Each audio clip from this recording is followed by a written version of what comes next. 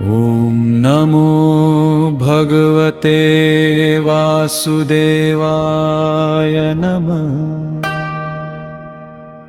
ॐ नमो भगवते वासुदेवाय नमः। ॐ नमो भगवते वासुदेवाय नमः। ॐ नमो भगवते वासुदेवाय नमः। ॐ विश्वं विष्णु वषट्कारो भूत भव्य भवत प्रभु विष्णु सहस्रनाम पुस्तक भूतकृत भूतभृत भावो भूतात्मा भूत भावन।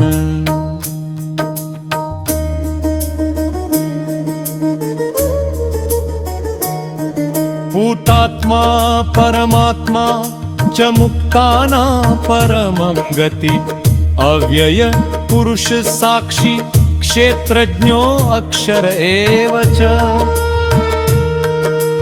योगो योगविदां नेता प्रधान पुरुषेश्वर नारसिंह वपु श्रीमान केशव पुरुषोत्तम। नमो भगवते वासुदेवाय नमः। सर्वः शर्वः शिवः स्थाणु भूतादिनिधि अव्ययः संभवो भावनो भर्ता प्रभः प्रभु ईश्वरः।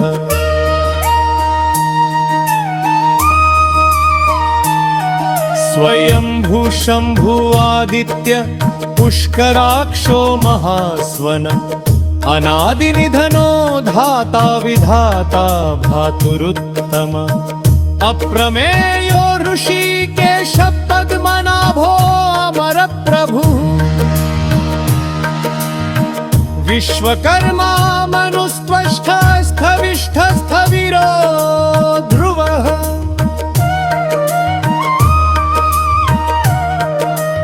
अग्राह्य शाश्वत कृष्णो लोहिताक्ष प्रतर्दन गभूवः त्रिककुब धाम पवित्रं मंगलं पन। नमो भगवते वासुदेवाय नमः। ईशानः प्राणद प्राणो ज्येष्ठ श्रेष्ठ प्रजापतिः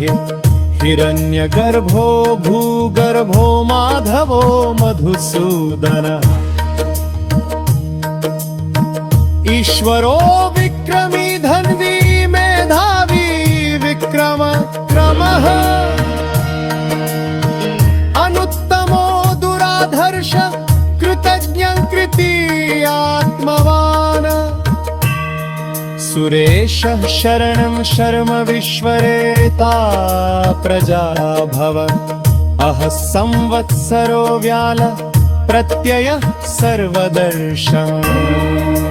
नमो भगवते वासुदेवाय नमः। अज सर्वेश्वर सिद्ध सिद्धि सर्वादि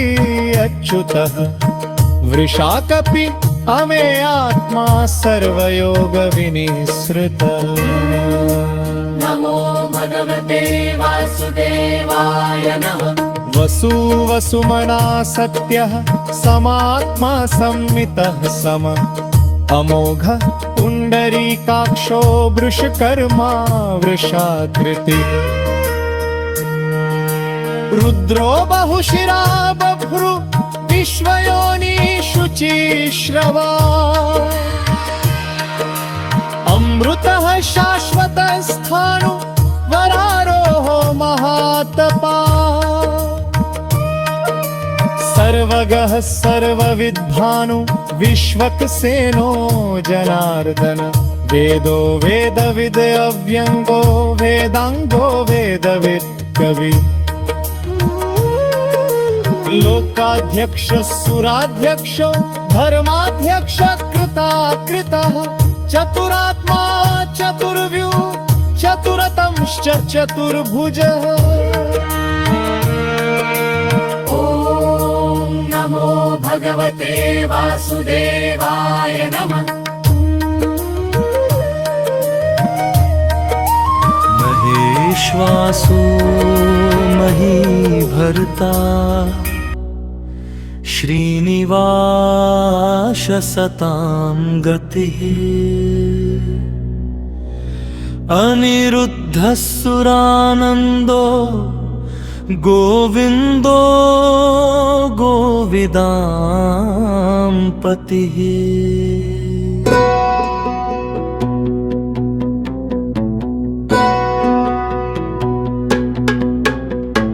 मरीचिदमनो हंससुपर्णो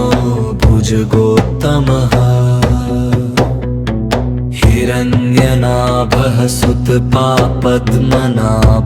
प्रजापतिः अमृत्युः सर्वदृक्सिंहसनधाता सन्धिमानस्थिरः अजो दुर्मर्षणः शास्ता विश्रुतात्मा सुरारिहा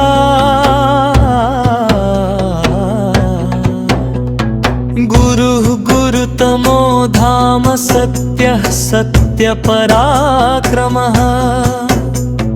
निमिषो निमिषः सृग्वीवाचस्पति उदारधिः अग्रणी ग्रामणि श्रीमान् न्यायो नेता समीरणः सहस्रमूर्धा विश्वात्मा सहस्राक्षः सहस्रपात् वर्तनो निवृत्तात्मा संवृतः सम्प्रमर्दन अहः संवर्तको वह्नि अनिलो धरणीधरः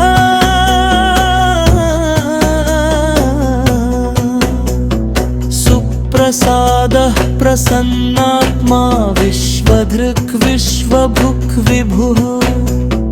सत्कर्ता सकृतः साधु जहनु नारायणो नरः असंख्येयो प्रमेयात्मा विशिष्टः शिष्टकृत् शुचिः सिद्धार्थ सिद्ध संकल्प सिद्धिदः सिद्धिसाधनः वृषाहि वृषभो विष्णु वृषपर्वा वृषोदरः वृधनो वर्धमानश्च विविक्तः श्रुतिसागरः सुभुजो दुर्धरो वाग्मी महेन्द्रो वसुदो वसुः नैकरूपो बृहद्रूपः शिपिविष्टः प्रकाशनः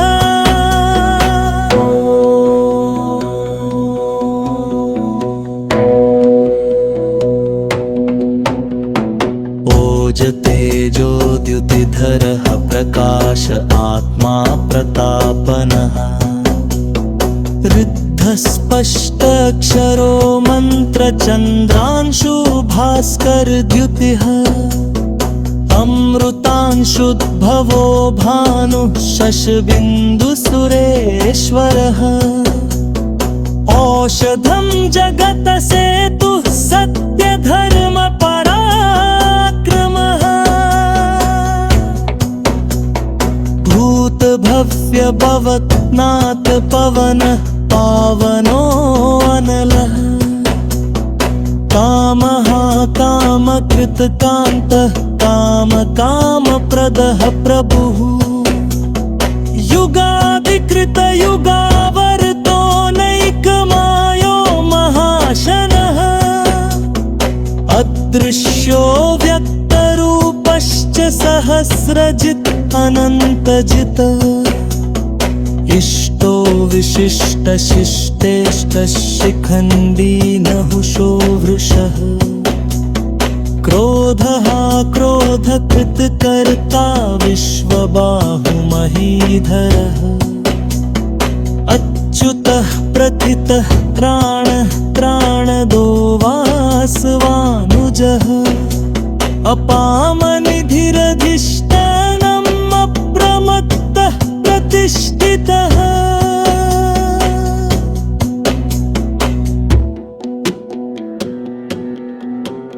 स्कन्दः स्कन्दधरो धुर वरदो वायुवहनः वासुदेवो बृहद्भानु आदिदेव पुरन्दरः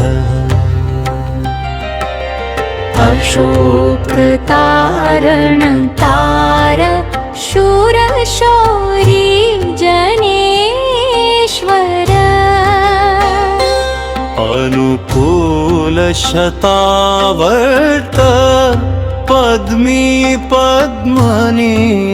भेक्षण पद्मनाभो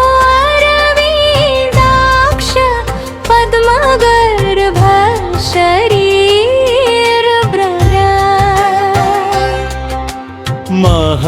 महर्धिरुद्धो वृद्धात्मा महाक्षो गरुडध्वजः अतुलशर्भो भीम समयज्ञो हविर्हरि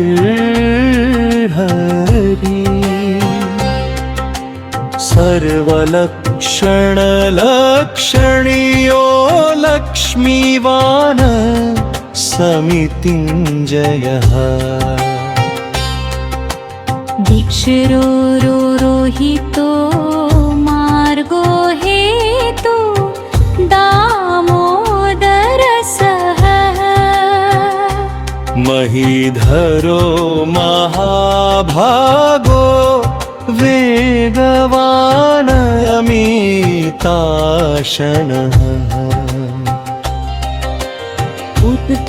उद्धवक्षोभणो देव श्रीगर्भो परमेश्वरः करणं कारणं कर्ता विकर्ता गहनो गुरुः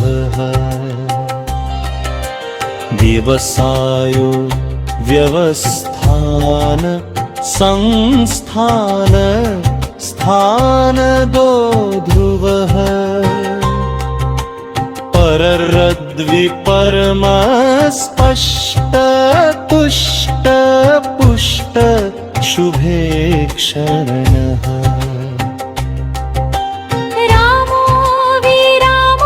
विरजो आर्गो नयनयो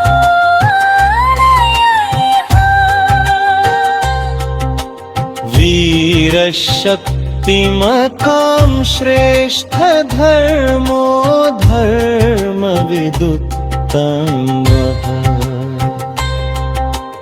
वैकुण्ठपुरुष प्राण प्राणदः प्रणव पृथुः हिरण्यगर्भ शत्रुघ्नो व्याप्तो वायुर्धोक्षजः ऋतु सुदर्शन काल परवेष्टि परिग्रहः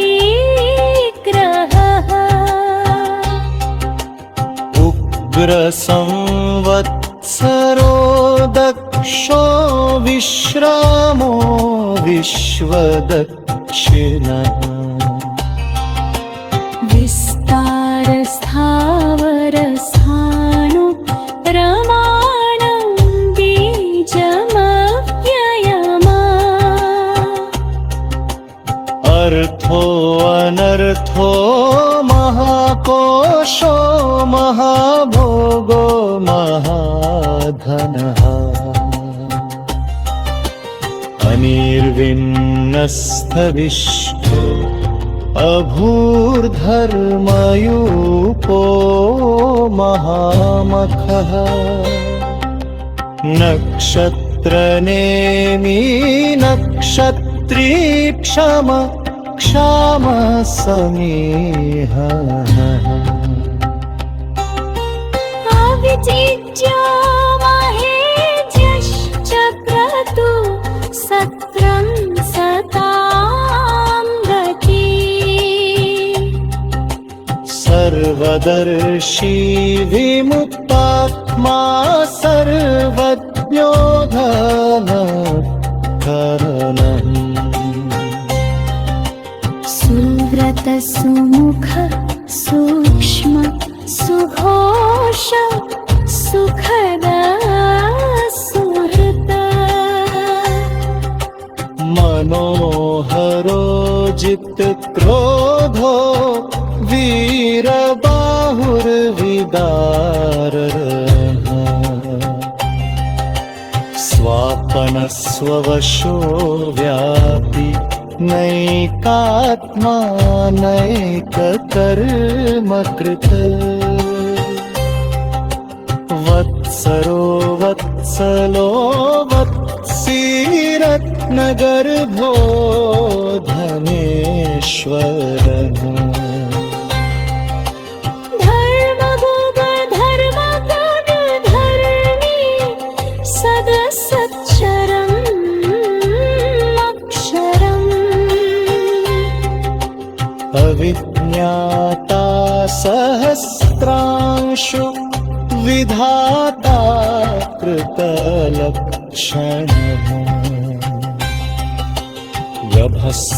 व्यभस्तिनेमिः सत्त्वस्थसिंहो भूतमहेश्वरः आदिदेवो महादेवो देवेशो देवभृद गुरुः तत्तरो गोपतिर्गोप्ता ज्ञानगम्य पुरातनः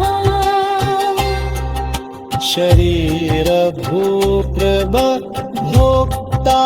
कपीन्द्रो भूरिदक्षिणः सोमको अमृतप सोमप्युरोजिता कुरु सत्तमः विनयो जयः सत्यसन्धो दाशारः सात्वतापतिः जीवो विनीता साक्षी मुकुन्दो अमितविक्रमः अम्भो निधिरनन्तात्मा महोदधिशयो अन्तकः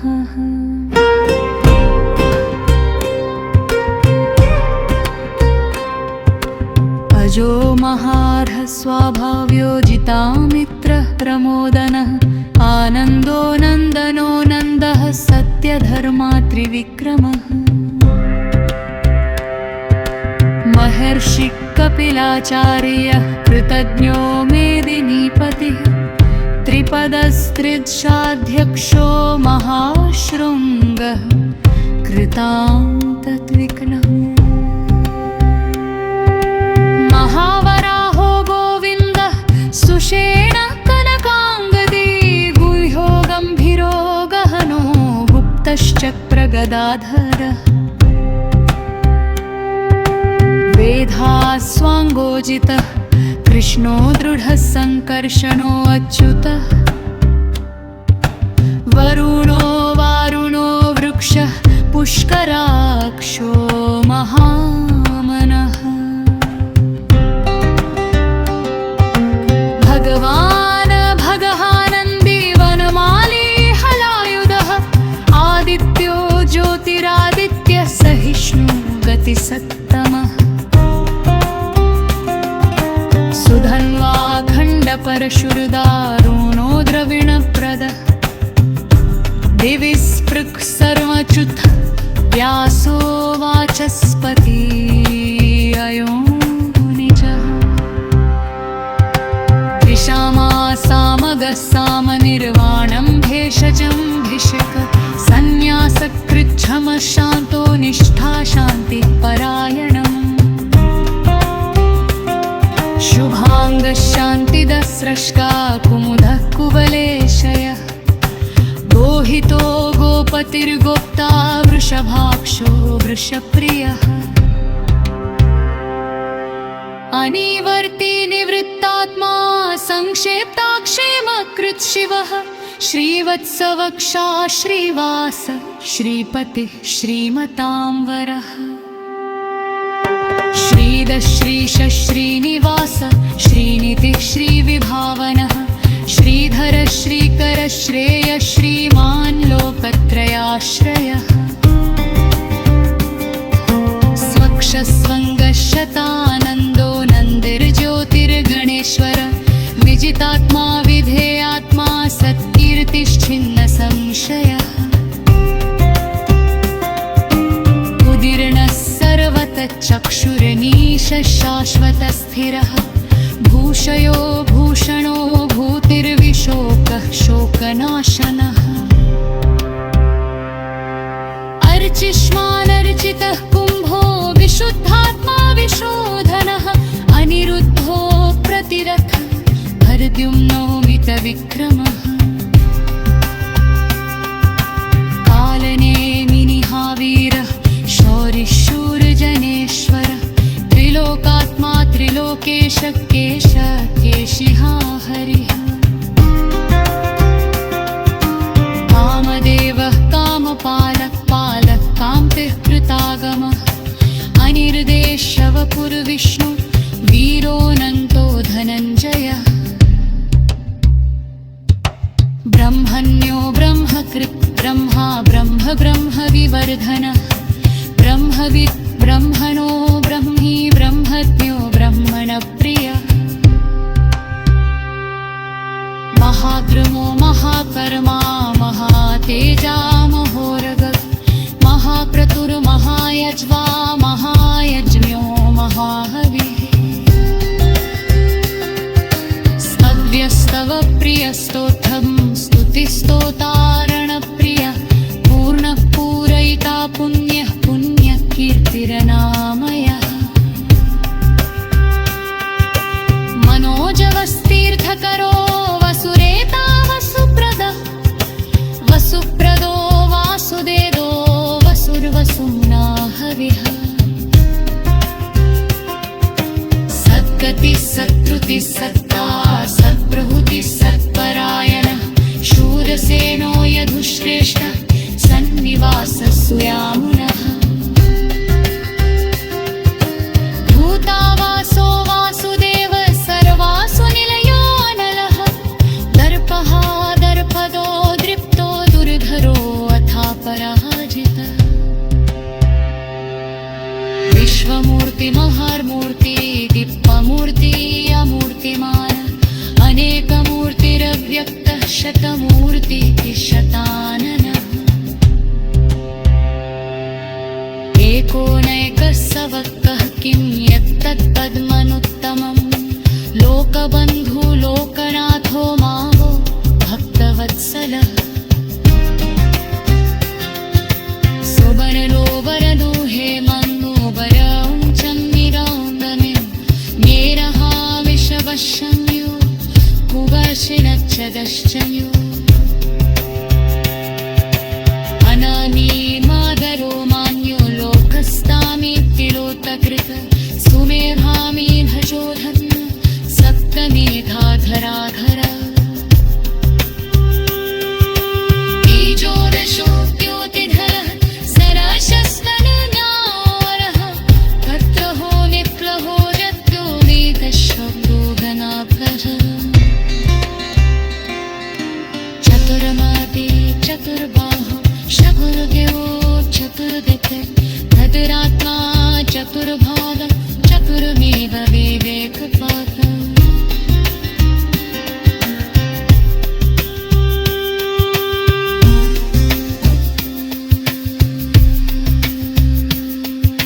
चतुर्माधवे चतुर्बाहो चतुर्देवो चतुर्दिक् तदुरात्मा चतुर्भाग चतुर्मेव विवेकपाः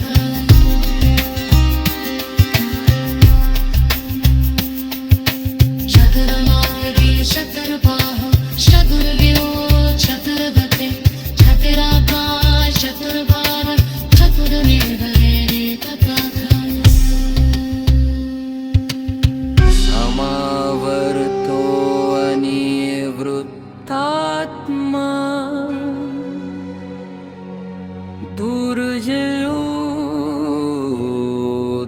दुरतिक्रमः दुर्लभो दुर्गमो दुर्गो दुरावासो दुरानिर्ह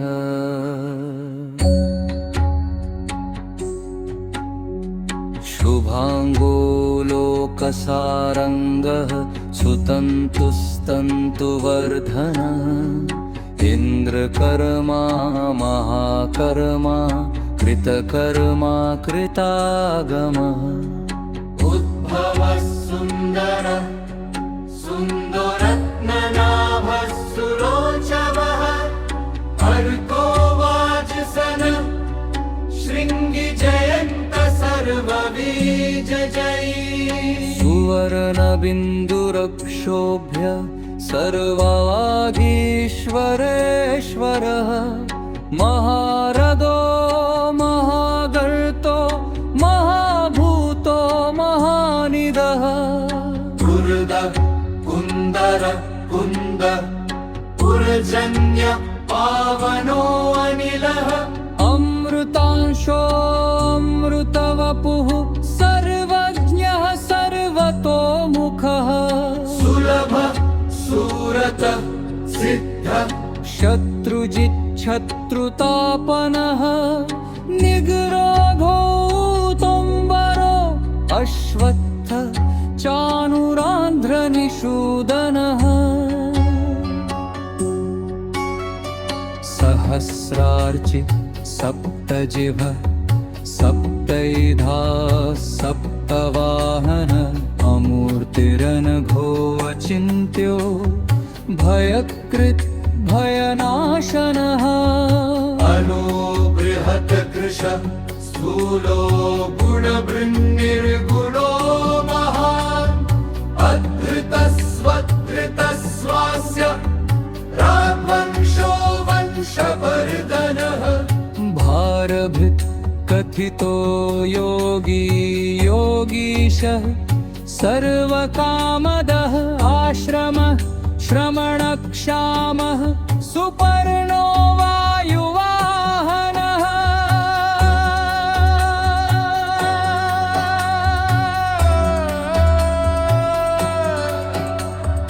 धनुर्धरो धनुर्मेव धुन्दो दमयितादम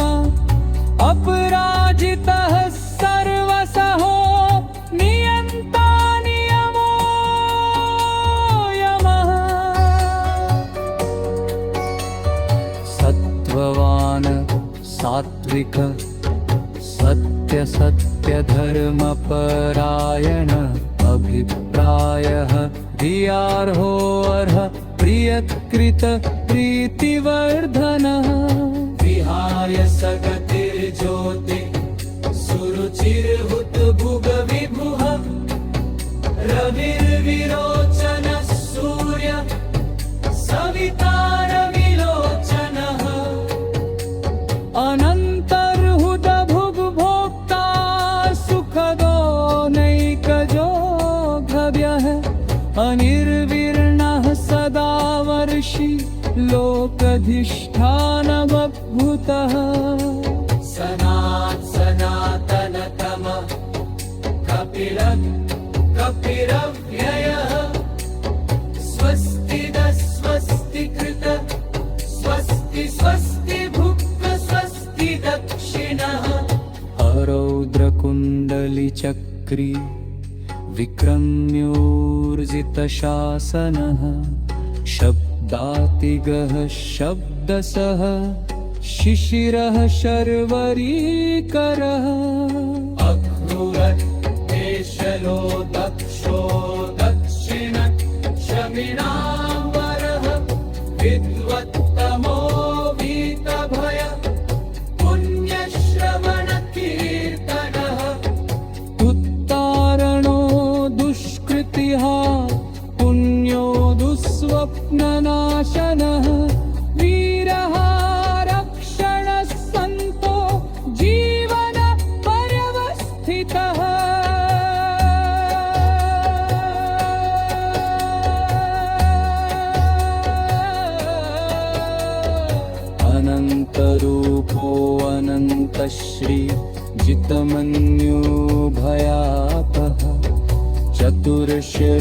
गन्धीरव विदिशो व्यादिशो दिशः अनादिर्भूर्भुवो लक्ष्मी सुवीरो रुचिराङ्गवः विद्वत्तनो वीतभय पुण्यश्रवणकीर्तनः उत्तारणो दुष्कृतिः